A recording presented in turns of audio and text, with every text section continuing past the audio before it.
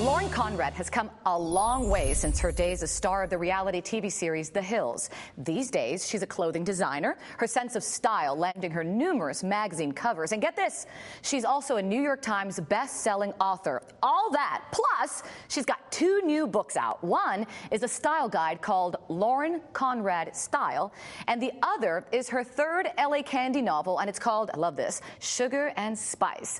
Lauren Conrad joins us this morning on The Balancing Act to talk about all this and so much more. Good morning to you, Lauren.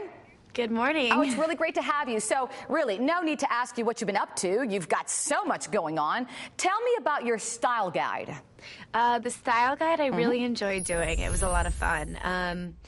It's basically everything you need to know when you're, putting together your wardrobe and defining your personal style. That's and great. It touches on everything from working with what you have to shopping tips to, touching on hair and makeup and how to take a photo, how to pack for a trip. So lots of different stuff. Now, did you always have a sense of style, or was it cultivated being in LA and the celebrity lifestyle all around you? Well, I always had a style. I don't know if it was good. But I think that's part of learning what your style is making lots of mistakes. And I think it's something to be encouraged. And they also make fabulous memories when you're looking through old photos. And I have to tell you, on your old show, your style evolved dramatically, I should say.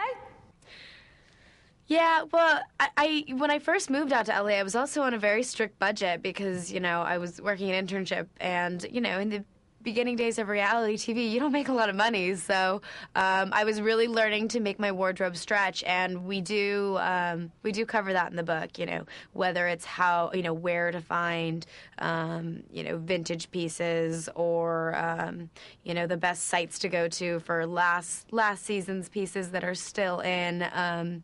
It's nice to be able to work with a budget. There are a lot of young girls, young women, who look up to you. What would you say to them about creating their own individual style?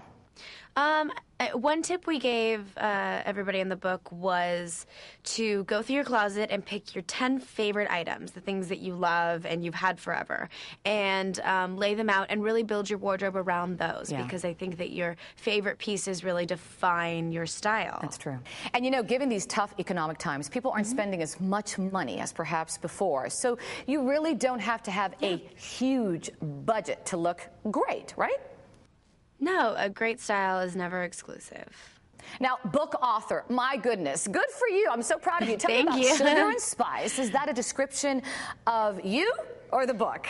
No, the book title, it's Sugar and Spice. It comes from the saying sugar and spice and everything nice. And originally the title was going to be Sugar and Spice, Not Everyone's Nice. But, it's just kind of, there was a whole theme with the titles, kind of sugar and sweet themed.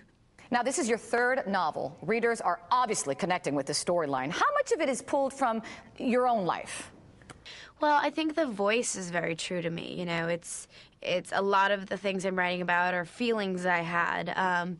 But as far as people and situations, those are all fictional. Those are all ones that I had a really fun time making up. Have you always liked to write?